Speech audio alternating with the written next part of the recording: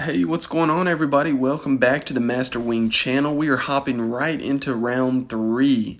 This is a continuation of the Wingspan workshop series. This is gauged towards newer players, and we're just walking through just about every decision. And we're looking at 5 very different hands and strategies. We're seeing a lot of birds and trying to help those newcomers just score a decent score. No matter what cards you have, I like to think that all birds are good in the right situation. So here we are, jumping into it, the blue kingfisher player. There is a Chihuahuan raven in the tray. We are in round 3, and some people might think it's too late for the raven. But the raven and the Chihuahuan raven and the common raven are 2 of the best cards of the game by far, okay? With the Oceania board, they only get better. But in the base game, they let you discard an egg for 2 food, whatever food you want. And you can do that while laying eggs. So we haven't seen the killdeer, the Franklin's gull, or the other 2 ravens in the base game. But those are your power 4 birds. That's what they call them. Some people think they're overpowered. We don't think they're overpowered, but it is something to take note. I'm thinking we take the raven, and there's a potential for a double play with that sparrow. So even if we don't use the raven, I think it's still early enough in the game that we need to deny it from our opponents, because the game can get out of hand quickly when a player has a raven and they're laying eggs, gaining food, and then playing whatever they want. We did skip the black crown night heron. I don't know if you caught it, but we're planning ahead and we needed 3 eggs. I'm thinking a double play is coming. And again, if you haven't seen our previous rounds up to this point, you may want to press pause or look back at those, because it's been a journey for sure. The spoonbill player has a really great setup. Only 5 birds on the board, but there's probably a lesson there. The goal isn't to fill up your board. 15 cards or 15 birds played doesn't mean you're going to win the game. I'm scoring just as much or more points with this tuck engine with just 5 birds. And you can see the other players have more than that. So just know, I know some players, they'll think, oh man, they have more birds than me, I'm behind. But that isn't always the case, right? The blackbird is scoring 2 points, the martin's scoring 1, so we have a total of 3. And then the Ottawing's gull is scoring 4 points, and then the chiffchaff, the beloved chiffchaff, check it out, we're scoring 5 points. So that's a 9-point turn, and we still have, what, 10 turns to go? This could be crazy on the spoonbill side. We also have the snow bunting and the goldfinch in the back. I'm not sure if we're going to play those or not, but pretty good on the spoonbill side. The red puffin. I need seeds in the bird feeder, and check it out. There's 3 seeds in the bird feeder. I also want to play a 5th bird. So we go ahead with the juniper titmouse. It basically does the same thing as that nuthatch in my hand. I score a cash, a guaranteed point every time. So we have a forest engine, and I like that you get to see a forest engine, a grassland engine, and a wetland engine in this game. Tell me in the comments which one you like, which player you favor. I'm sure you would do some of these things differently, but again, we're trying to walk through and play these the best we can, and try to teach newcomers how to play and not waste your turns. I'm hoping to score high 90s, maybe even 100 for most, if not all, of these players. We'll see. This player, if you recall, has a bunch of trash cards. At this point in the game, you don't want to be playing 1 or 2 or 3-point birds. But we finally got some luck and drew the red-winged blackbird, which lets you turn extra cards into 2 points. So we now have a 6-point grassland engine, which is nice.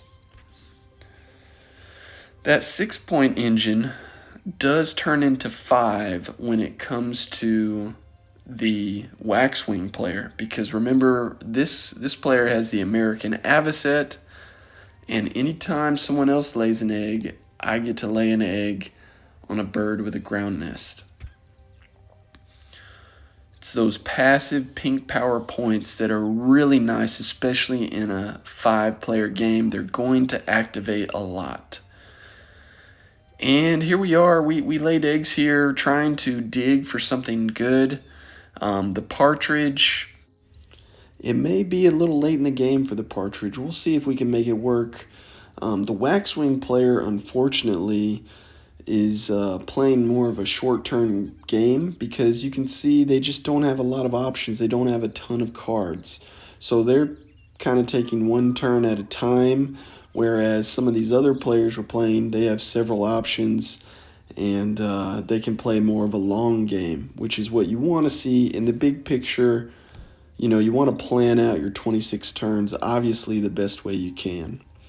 Here we go with a later game Chihuahuan Raven double play. And now we can stop handing out food with the Nightingale and the Blue Throat and utilize that Raven to build out a grassland engine.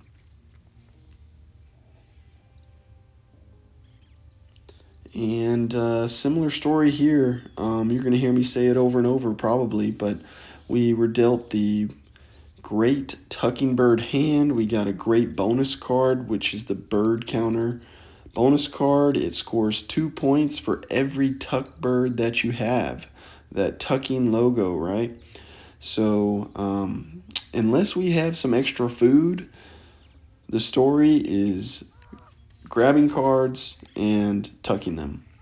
You see, we did take the Canada Goose. If you're a new player, sometimes that doesn't cross your mind, but they call those plays denials. If you're denying a good or better card from your opponent, that can be a good play in itself. I had no intention of playing the Canada Goose, but with a Raven player who can gain whatever food they want, the Goose lets you tuck 2 cards for every seed you discard. So we wanted to deny the Canada Goose. And we got to make some choices. We can't keep all these birds. Again, we have a 9-point engine for the Spoonbill player. So if it doesn't beat 9 points, I'm probably not wanting to play it. And you want to maximize your Chiff Chaff tucks, and you don't want to hang on to too many cards when you have the ability to tuck them. We're not really worried about the end of round goals. In fact, we might score 0 on them. We'll see.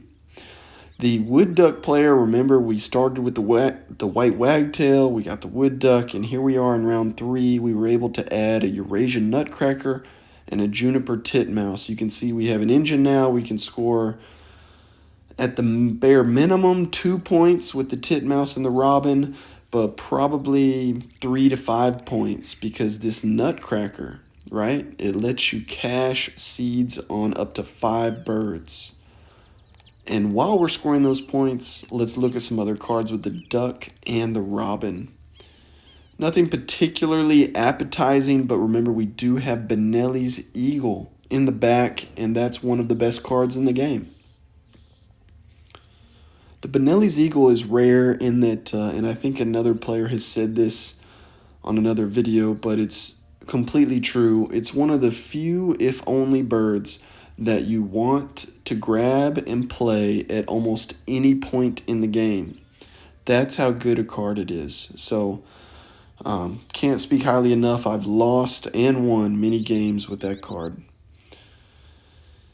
And here we are with the Yellow Owl player. We play White-Throated Dipper. This is kind of a tough turn here because that was only 1 point in and of itself. But that White-Throated Dipper did go with my Passerine Specialist bonus card, and I know I'm at least going to draw cards a couple more times in hopes to utilize that Red-Winged Blackbird.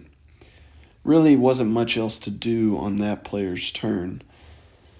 And here we are to the Waxwing player.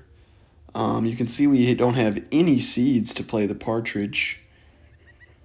But it looks like we're going to gain food and some seeds while we can. And the Partridge may give us the right direction. We also have a Hooded Merganser, which is usually a trash card, but check it out. These next couple turns, we're going to make some lemonade here. If Partridge and Merganser can go in that column, right, the red-legged partridge is one of the best egg layers in the entire game. It lets you lay one egg on each bird in the column. So I'm thinking with that gain food turn, that's what I'm preparing for. And 9 turns left in the game. We need to decide what to do with this grassland, because now that we have a raven, is there something we can pair in that grassland to score some extra points? We have a starling, we've got a harrier, a peregrine falcon, and we have 1 rat. So I'm thinking it's a lay eggs turn right here because we have 0 eggs currently. Wow, I'm even looking at this little owl. You don't see the little owl played much. It's not usually a powerful bird, but in a 5-player game, it's possible. It's definitely possible. We take a worm and a rat. I think peregrine would be better, unless you're playing a player that just has a ton of rats and you're guaranteed to cash. But the worm, I'm thinking, could be for the starling. And if I hover over the starling, I'll tell you what it does. But it has a teal power, there it is, that lets you discard extra food at the end of the round. And with a raven, that's great synergy. And the spoonbill player, we finally got an extra food from the nightingale. And we have enough food to play the snow bunting or the blue-winged warbler. So I think we're debating. There's also the double play with the vireo. Remember, we have an 8 or 9 point engine by ourselves just drawing cards. So we're debating if playing a bird is worth it. And we're thinking, after looking at the other players, that a snow bunting is definitely worth it. The American robin, the hawk on the other player. We're going to get some extra tucks. And remember, I had that bonus card. So I think the snow bunting was the best play in that scenario and will eventually pay off in the long run. I think that was a better play than drawing cards. So for red puffin guy, I don't really see a need to do anything other than gain food right here. We have ways to score points. We're going to cash. Not the best reroll. With a nutcracker, you want to see a lot of seeds. And you could pair the nutcracker with more seed gaining birds. But while we gain food, we will go ahead and look at some more cards, just in case something better pops up. Now that we're at the end of the game, remember at the beginning of the game I said you don't normally want to hang on to a bunch of bonus cards because they don't really help you build any tempo. They don't help you with an engine. But now that we're in the mid to late game, you want to be looking out for those bird bombs that you can play, especially with a wood duck when you have extra food to burn. And check it out, the snow bunting is doing work. As soon as we put it down, that's 1 extra tuck. We see 1 extra card. That's great.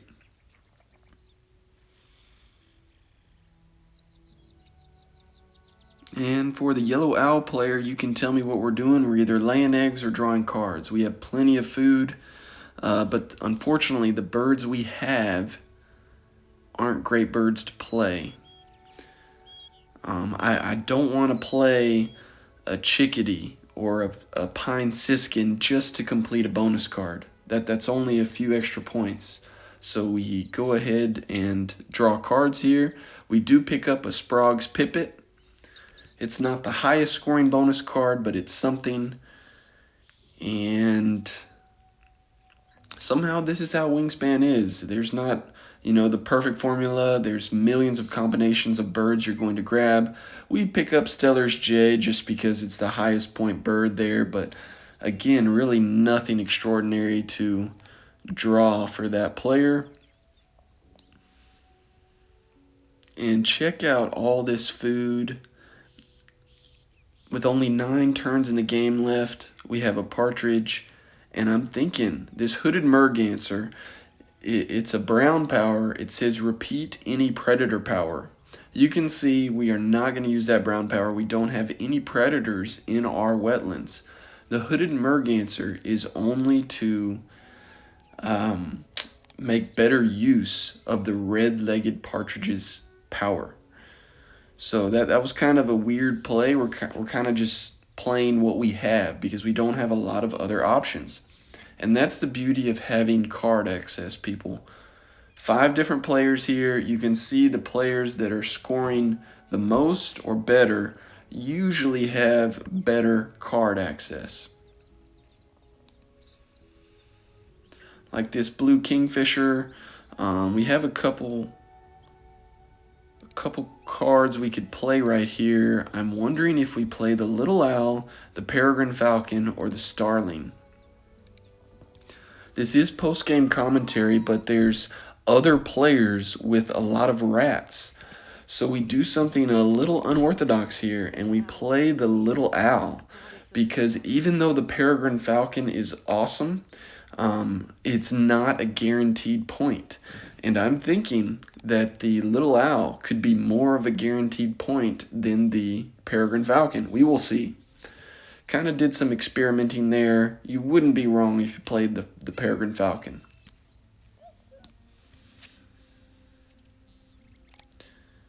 And we continue to draw cards on the spoonbill player. One thing is you don't want to get too distracted by big point birds that you draw. You can see we drew the American woodcock, but you don't want to spend turns gaining food or laying eggs to play that. Every turn needs to be 8 or 9 points from here on out with the engine this player has built. Now, obviously, you can play Wingspan however you want, but a lesson I might take away here is that boring turns are sometimes the best turns. If you're just trying to score a bunch of points and win the game, to me, that's enjoyable. A boring turn is okay. And the boring turn scores me the most points. So that's what we're going to continue to do with the spoonbill player. And I really like this board. We've pivoted once with the wood duck. We have some extra cards for this rough. Trying to stay competitive with this spoonbill player here that seems like they're running away with it. Hang around for this round 4 gameplay. I'm telling you, these scores are pretty wild, pretty crazy, okay? So the red puffin player, I think I'm just debating if we want to play Benelli's or the gray lag goose. I think it'd be better to hang on to Benelli's towards the end because remember that rough needs extra cards to tuck. That's something to keep in mind with teal powers. Sometimes you forget about them because you're not using them every turn. We lay eggs here because we want to qualify for the end of round goal, and we know we're eventually going to play some birds. That's the only thing missing from that wood duck player, really, is an egg layer. A Sprague's Pipit play, let's see what the bonus card gives us. Hasn't had the best card luck. Let's see if we can get a bone here with the Sprague's Pipit because it's only 1 point by itself. Check it out. We finally get a break with Omnivore Expert. That's a 7-point play now, which is nice. And we picked up that Stellar's J earlier. The Stellar's J may be something we hang on to and play later. For the green Cedar Waxwing player, we do have a plan to play the Hooded Merganser, but after that, guys, I am foreseeing an egg issue. Our American Avocet is laying eggs for the pink power, our Red Start lays eggs for the teal power, and the Partridge can lay up to 3 eggs just about every time. So we will address that egg issue here in a second, but it's something you will run into as a newer player. You do not have enough egg space sometimes, and that can be a problem. All right, and we are moving on to the Kingfisher. We are going to lay eggs and check out all the rats we can choose from. And I think that's why we chose the little owl over the peregrine falcon. It lets you steal a rat and cache it, while the other player, I think, gets to choose from the bird feeder since you stole a resource. But we will take it. A cache is a point, and the raven is going to grab some extra food. Oh no, we just discarded another great card, the Eastern Imperial Eagle. Hate to see it. It does the same thing as Benelli's basically, but it can only go in the grassland. The Raven, so hopefully if you followed along this game, we're trying to play the long game, right? You're trying to plan ahead. We're gaining extra food. The Starling is going to go down, and you're going to see it utilized here shortly. You just saw a peek at the scoreboard. This Spoonbill player has 93 points already. So if you're looking for a high score and you're not a new player to this game, I still think this video may be worthwhile. I hope it helps somebody out there. Just walking through each decision pretty much. We're trying not to repeat ourselves too much, but sometimes when you open this board and you see 15 blank spaces, it can be very overwhelming. And you see all these great looking cards, and you're just not sure what to do with them. And so this is the point of this video, just walking through different scenarios.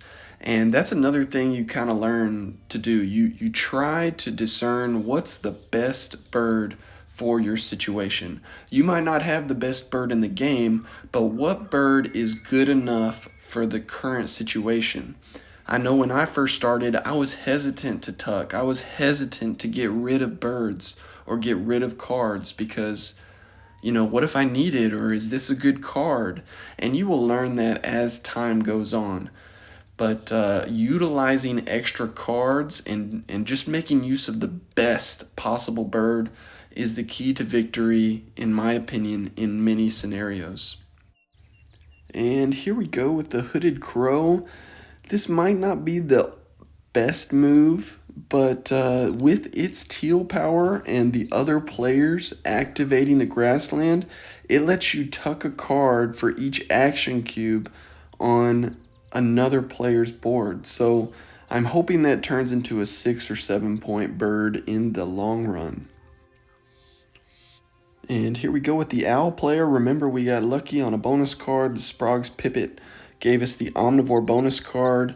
Just debating what is the best move here. We could lay eggs for a 6, possibly 7 point turn if we discard an extra food. And it looks like that's the route we are going with here. You don't want to spend too many pointless turns, and I mean that literally. If I draw cards here, that is a pointless turn. If it is a gain food turn, I'm scoring 0 points, right? So now that we only have, 5-6 turns left in the entire game, you want to be scoring those points. And with a grassland engine, they will often call that egg spamming, because at the end of the game, all you're doing is laying eggs, because that's the most points you can score. And here we are with the green Waxwing player. Man, limited options here. You can see that we only have 9 birds on the board, and egg space is already an issue. Check it out. It looks like we have a lot with 25 potential spaces, but we really don't. With an avocet and a partridge, you run out quickly. We do luck out on a bonus card with the white stork. That was a great reset, and I maybe can free up some egg space. I'm still hopeful. I'm not giving up on the white stork player. There we go. That's that starling. We get it down. You want to get it down before the round ends, obviously.